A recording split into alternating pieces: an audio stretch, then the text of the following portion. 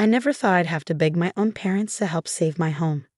But there I was sitting at their gleaming kitchen island, watching my mother swirl her expensive Chardonnay, while my father pretended to be deeply absorbed in his iPad. $10,000, I repeated, hating how my voice cracked. That's all I need to catch up on the payments and stop the foreclosure. I can pay you back in installments. I've already worked it out. I pulled out the carefully prepared spreadsheet showing my payment plan, but neither of them even glanced at it. My name is Emma Sullivan, and at 35, I was facing the possibility of losing the only real home I'd ever known. The modest two-story Victorian house on Maple Street had been in our family for generations. My grandmother had raised my father there, and when she passed away 5 years ago, she left it to me, much to everyone's surprise, including mine. "Just sell it, Emma," Mom said, setting down her wine glass. "That house is a money pit. You can get a nice little apartment, maybe in that new complex they just built downtown." I stared at her, wondering for the 100th time how she could be so casual about this. "Mom, this is Grandma Rose's house we're talking about, our family home." "It's just a house," Dad finally spoke up, still not meeting my eyes. "Your mother's right. Sell it before the bank takes it. At least that way, you'll walk away with something." The thing was, I hadn't always struggled with the mortgage payments. For 3 years after inheriting the house, I'd managed just fine on my salary as a high school art teacher. But then last year, budget cuts hit our district hard. My hours were reduced, and suddenly, my comfortable income became a desperate stretch. I tried everything to make ends meet, took on private art students, started an Etsy shop selling my paintings, even rented out my spare bedroom to a quiet college student. It helped, but it wasn't enough to cover the shortfall from my reduced salary. The payments fell behind, and now the bank was threatening foreclosure. "Look," I said, pulling out my last piece of leverage, "the house needs some work, yes. But the Historical Society is interested in designating it as a heritage property. Once that happens, I'll be eligible for preservation grants. I just need to hold on a little longer." Mom rolled her eyes. "Oh honey, not this heritage property nonsense again. Do you know how many restrictions come with that? You wouldn't be able to change a doorknob without filing paperwork." "Better than losing it entirely," I muttered. "Emma," Dad sighed, finally putting down his iPad, "you're not thinking clearly. The practical thing to do is sell. Property values in that neighborhood are up right now. You could make a decent profit." I felt tears threatening and blinked them back hard. "I wouldn't cry. Not here. Not in front of them. I don't want a profit. I want to keep my home. Grandma Rose wanted me to have this house. She must have had a reason." "Your grandmother made that decision when she wasn't thinking straight," Mom cut in sharply. "We all know she was confused in those final months." The familiar anger flared in my chest. "She wasn't confused. Dr. Marshall said she was perfectly lucid until the end. You just can't stand that she left the house to me instead of you and Dad." A tense silence followed. Mom's fingers tightened around her wine glass, and Dad's jaw clenched, sure signs I'd hit a nerve. "We're done here," Mom announced, standing up. "Sell the house, Emma. That's our advice. Take it or leave it." I gathered my untouched spreadsheets with trembling hands. "So that's it? You won't help? You have the money. I know you do." "Having money isn't the point," Dad said. "Sometimes tough love is necessary. You need to learn to make practical decisions." I left their house in a daze, barely registering the drive home. The contrast between their sleek modern home in the suburbs and my beloved old Victorian couldn't have been starker. Where their house was all clean lines and neutral tones, mine was full of character, ornate woodwork, stained glass windows, creaky floors that told stories of generations who'd walked them before. The porch steps groaned their familiar welcome as I climbed them. Inside, the evening light filtered through the colored glass, casting rainbow patterns on the worn hardwood floors. My grandmother's antique furniture filled the rooms, each piece holding memories. The armchair where she'd read me stories, the dining table where we'd shared Sunday dinners, the desk where she taught me to draw. My current roommate, Jessica, was out for the evening, so I had the house to myself. I wandered from room to room, touching doorframes and windowsills, trying to imagine leaving this place. The very thought made me feel physically ill. Upstairs, I paused in front of my grandmother's old room, my room now. The door to her walk-in closet stood slightly ajar, and something compelled me to go in. The space still held a few of her things I hadn't been able to bring myself to pack away. Some old hat boxes, a jewelry case, a stack of photo albums. I sat cross-legged on the closet floor, pulling the albums into my lap. Maybe I was torturing myself, but I needed to remember. Needed to remind myself why this house was worth fighting for. The first album fell open to a photo of my grandmother and me in the garden, both of us covered in dirt and grinning at the camera. I was maybe 7 or 8, and we just finished planting her prized roses.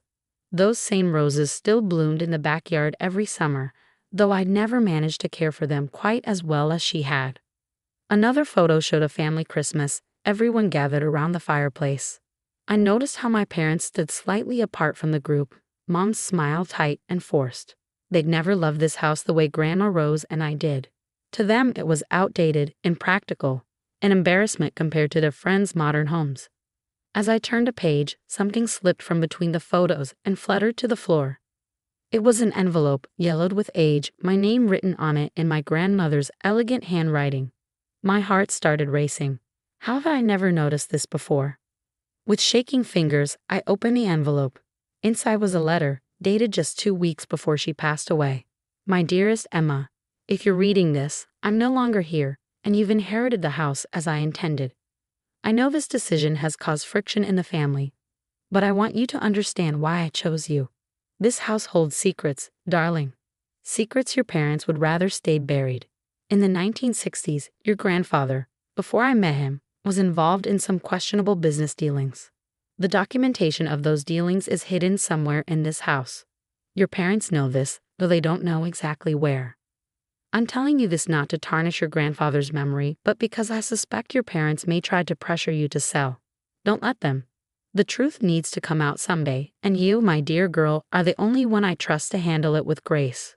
Look behind the loose brick in the garden wall, the one near my yellow roses. What you find there will lead you to the rest. I love you, my darling girl. Stay strong. Grandma Rose. I read the letter 3 times, my mind spinning. Secrets? Documentation? What had my grandfather been involved in? And more importantly, why were my parents so desperate for me to sell the house? A notification pinged on my phone, breaking my reverie. It was a Facebook alert. Mom had just posted something. Still clutching the letter, I opened the app and felt my blood run cold. There they were, my parents, standing proudly in front of a sprawling beach house. Mom's post read, "So excited. Just closed on our vacation home in Naples, Florida. Can't wait for endless beach days. #list #retirement goals." The date on the paperwork in the photo was clearly visible. They'd bought it 2 weeks ago. 2 weeks ago, when they had claimed they couldn't spare $10,000 to help save their daughter's home. Their family home. I sat there in the closet, surrounded by old photos and memories, feeling something shift inside me. The hurt and desperation of earlier transformed into cold, hard determination. Mom and Dad thought they could force my hand. Thought they could pressure me into selling my house while they bought themselves a beach paradise. Well, they'd forgotten something important. I was Rose Sullivan's granddaughter, and she hadn't raised me to give up without a fight. I pulled out my phone again, scrolling through my contacts until I found the number I was looking for. Benjamin Marshall. Not just my grandmother's doctor, but her friend and attorney. The man who had handled her will. My finger hovered over the call button as I reread the letter one more time. Whatever secrets this house held, whatever my grandfather had done, it was time to find out. Maybe then I understand why my parents were so desperate to see this place sold.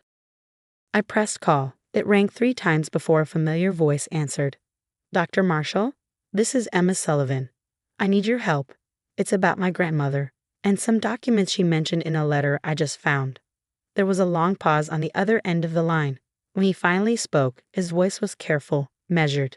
"I was wondering when you'd find that letter. Emma, meet me at my office tomorrow morning at 8 a.m. and Emma, don't tell your parents about this."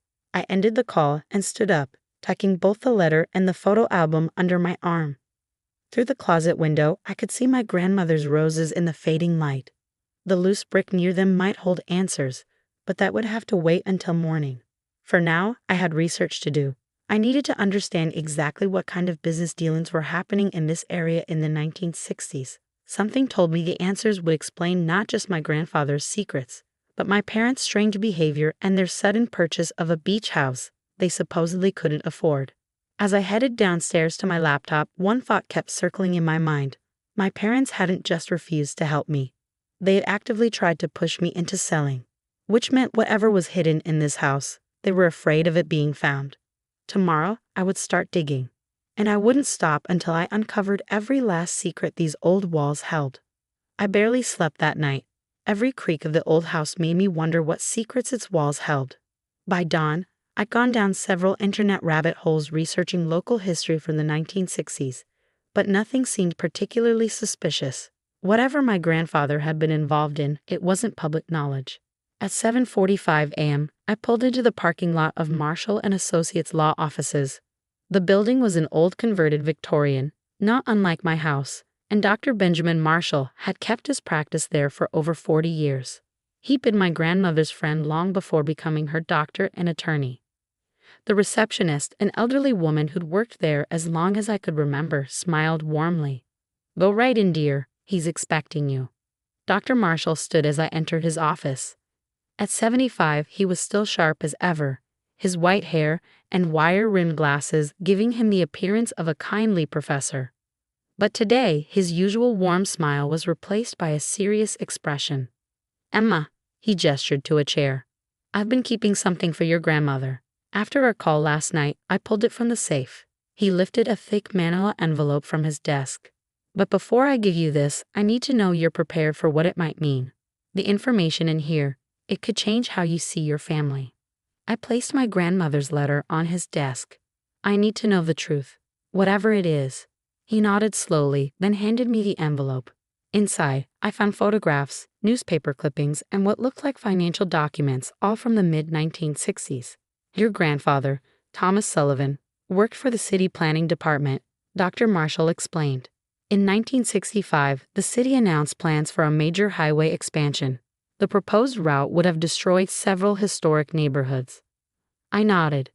I knew this part of local history. The highway had ended up being built elsewhere, preserving the old neighborhoods, including the one where my house stood. "What most people don't know," Dr. Marshall continued, "is why the route changed. Your grandfather was in charge of land acquisitions for the project. He and several other city officials had been quietly buying up properties along the alternative route through shell companies. Once the highway plans changed, the value of that land skyrocketed." My throat felt dry. They were insider trading with real estate. Worse, they were taking bribes from developers to influence the highway's path. Your grandfather made a fortune, but he was troubled by what he'd done. He kept detailed records of everything: names, dates, amounts. Insurance, he called it. I spread the documents across the desk: property deeds, bank statements, handwritten notes. My grandfather's insurance policy against his co-conspirators. When your grandmother found out years later, after they were married, she was horrified. But by then, Thomas was trying to make amends. He used most of the money to secretly help the families who'd been displaced by the highway. The house he lived in now? He bought it specifically because it had a hidden room where he could keep the evidence safe. My head snapped up. A hidden room. Dr. Marshall smiled slightly. "Behind the basement wall, accessible through the old coal chute. Your grandmother showed me once. That's where the rest of the documentation is." "But why didn't she just destroy it all?" "Because some of those corrupt officials are still alive, Emma. Some of their children hold powerful positions in the city now. Your father, for instance." "What about my father?" Dr. Marshall sighed. "Robert Sullivan knew about his father's past. He also knew about the documents. When Thomas died, your father wanted them destroyed, but your grandmother refused. She believed the truth should come out eventually, but at the right time, through the right person." He paused. "That's why she left you the house." Suddenly, my parents' behavior made horrible sense. The persistent pressure to sell, the refusal to help with the mortgage, the constant insistence that I should let go of the house. They weren't just being difficult, they were protecting themselves. "The beach house," I whispered. "They bought it right after I asked for help with the mortgage. They're trying to hide assets, aren't they? In case this all comes out." Dr. Marshall nodded grimly. "Very likely. Your father's position on the city council could be compromised if his connection to this scandal came to light. The fact that he benefited from his father's ill-gotten gains, even indirectly." I gathered the documents with trembling hands. I need to find that hidden room. Be careful, Emma. And remember, the loose brick by the roses, your grandmother left something else there for you. Something that might help you decide what to do with all this. The morning sun was bright as I hurried home, the manila envelope tucked safely in my bag. Jessica's car was gone. She had early classes on Thursdays, so I had the house to myself. I went straight to the garden. My grandmother's yellow roses were in full bloom, their sweet scent filling the air. The old garden wall ran along the back of the property, its red bricks weathered and moss-covered. Near the rose bushes, one brick sat slightly askew. My fingers trembled as I worked it loose. Inside the small cavity, I found a rusty metal box about the size of a paperback book. The key was taped to the bottom. Inside was a single envelope and a small leather-bound journal. The envelope contained a second letter from my grandmother. My dearest Emma, by now, you know about your grandfather's past. What you don't know is how he spent the rest of his life trying to make it right. The journal will show you. You have a decision to make. The documents in the hidden room could expose decades-old corruption and hurt many people, some guilty, some innocent. Or they could stay hidden, and the truth with them. I'm trusting you with this choice because you have your grandfather's conscience and your own wise heart. Whatever you decide, know that I believe in you. All my love, Grandma Rose. The journal was my grandfather's, started after his involvement in the highway scandal. Entry after entry detailed anonymous donations to families who'd lost their homes, scholarships set up for their children, small businesses helped back on their feet. He'd spent years quietly trying to repay his debt to the community. The final entry was dated just before his death. I can never fully right the wrong I've done, but I hope my efforts count for something. The evidence remains hidden as my insurance, but perhaps someday it can serve a greater purpose. Not for revenge, but for justice, for change. The right person will know what to do with it when the time comes. Wiping tears from my eyes, I headed to the basement. The old coal chute was behind a set of rusty metal doors set into the foundation. It took all my strength to pull them open. The narrow passage beyond was dark and dusty.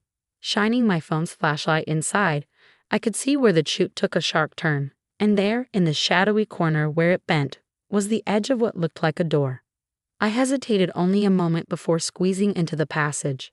The hidden door opened with a protesting creak, revealing a small room barely bigger than a closet. Metal filing cabinets lined one wall. Boxes of documents filled the rest of the space. As I stood there, surrounded by evidence of decades-old corruption, my phone buzzed. A text from Mom. Thinking about your situation. If you list the house now, we know a buyer who'll give you a good price. No questions asked. Let us know by tomorrow. I stared at the message, then at the files around me. I had a decision to make. But first, I needed to understand exactly what I was dealing with. Setting down my bag, I pulled out the first file and started reading. Whatever choice I made, it would be with full knowledge of the truth, all of it. I spent hours in that hidden room, reading through file after file. My grandfather had been thorough. Every transaction, every bribe, every player in the scandal was documented in meticulous detail. But what hit me hardest were the personal notes he kept about the families affected by the highway project. The Hendersons lost their family restaurant 3 generations old. The Martinez family, their small farm was seized through eminent domain. The Williams siblings, forced to sell their elderly mother's home at a fraction of its value. Each story was a wound in our city's history, and my grandfather had cataloged them all, not just their losses, but his attempts at anonymous restitution over the years. Around midnight, Jessica knocked on the basement door. Emma, are you okay down there? You've been in the basement all day. I'm fine. I called back, quickly gathering the most important documents. Just doing some cleaning.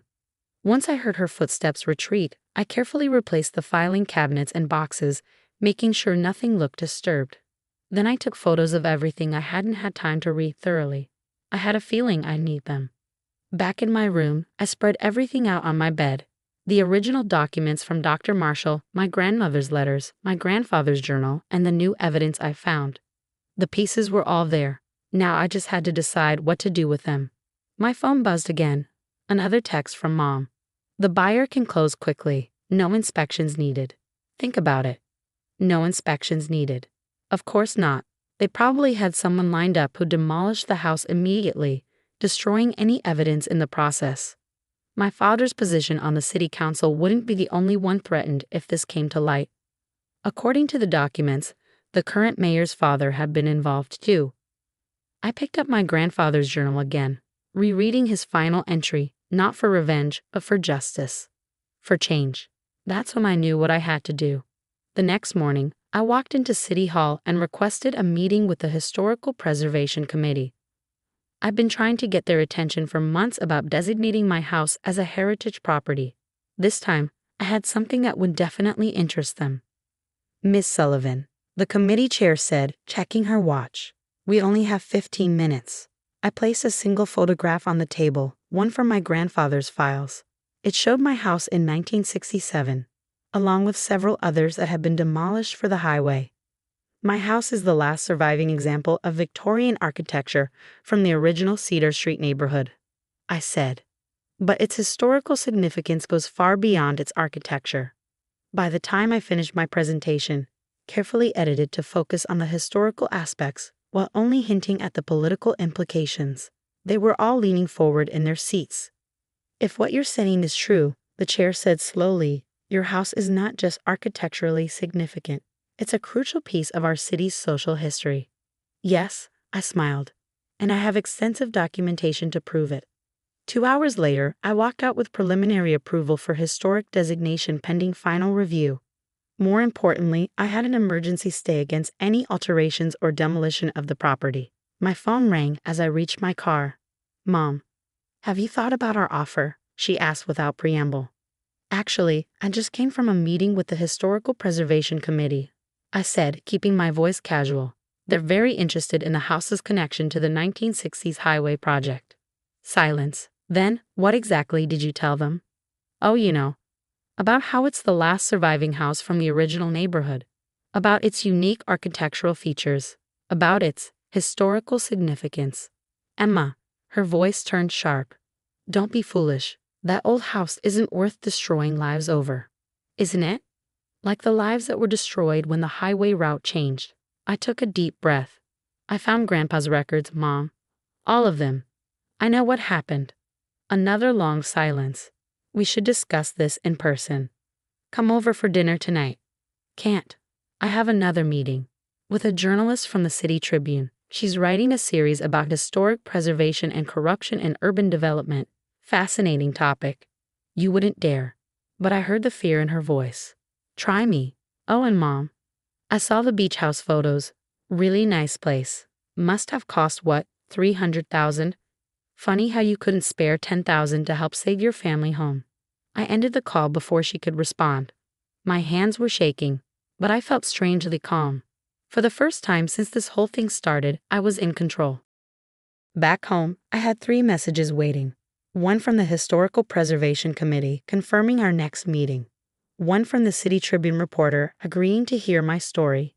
And one from Dr. Marshall. Your grandmother would be proud. Come by the office tomorrow. I have some ideas about protecting yourself legally before this goes public.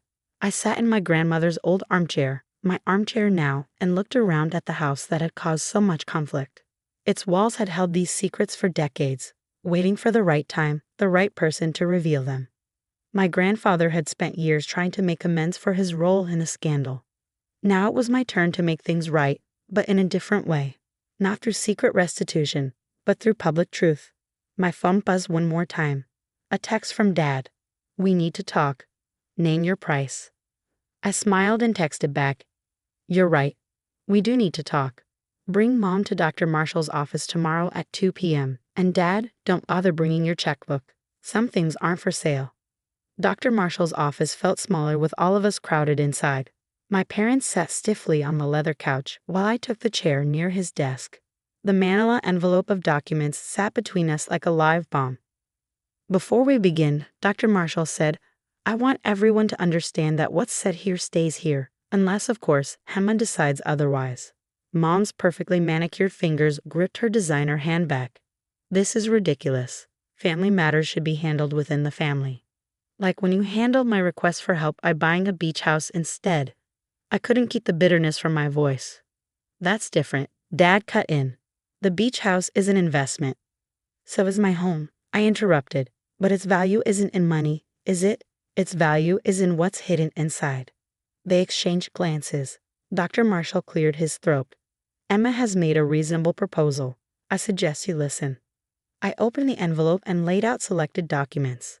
Here's what's going to happen. The house will be designated as a historic property, not just for its architecture, but as a testament to the families displaced by the highway project. A small museum will be created, telling their stories. You can't, Dad started, but I held up my hand. I can and I will. But here's why I'm offering you. The exhibit will focus on redemption, on how Grandpa spent the rest of his life trying to make amends. Your names won't be mentioned. Your positions won't be compromised. Mom's face had gone pale. And if we refuse, then everything comes out. Every document, every name, every detail, including how you tried to force me to sell the house to cover it all up. You destroy your own father's career, Mom's voice shook. Like you were willing to let me lose my home. I took a deep breath. I don't want to hurt anyone, but this story needs to be told. Those families deserve to have their history acknowledged. Dr. Marshall pulled out a document. I've drawn up an agreement. The house will be preserved. A foundation will be established to maintain it and run the museum. Funded initially by a donation from your parents, let's say, the value of that beach house in Naples. Dad's jaw clenched. This is blackmail. No, I said quietly. This is justice. Grandpa tried to make things right in secret, but some truths need to come out in the open. We need to do better than just hiding money in people's mailboxes. For a long moment, nobody spoke. Finally, Mom reached for the agreement. If we sign this, we're done. No more demands. Except one, I said. You'll attend the museum's opening. You'll stand beside me and honor those families' stories, because they're part of our story too. Another long silence. Then Dad took the papers, his hands trembling slightly. You're more like your grandmother than I ever realized. I know, I smiled. That's why she left me the house. They signed. Dr. Marshall notarized the documents. Just like that, it was done. 1 month later, I stood in front of my house, now the Sullivan Historic Home and Community Museum, cutting the ribbon at its official dedication. My parents stood beside me, uncomfortable but present. Dr. Marshall beamed from the front row. The first exhibition was called Highways and Homes, a story of loss and redemption. It told the story of the families displaced by the highway project, but also of my grandfather's secret attempts to make amends. His journal was displayed prominently, open to that final entry about justice and change. The local newspaper covered the opening. Their headline read, Historic Home Reveals Hidden Chapter of City's Past. The article praised the museum's mission to preserve community history and celebrate stories of redemption. My parents sold their beach house. The money funded not just the museum, but also a scholarship program for descendants of the displaced families. It wasn't perfect justice, but it was a start. As for me, I kept my small apartment on the museum's top floor. Every morning, I wake up to sunlight through my grandmother's stained glass windows. Every evening, I tend her yellow roses.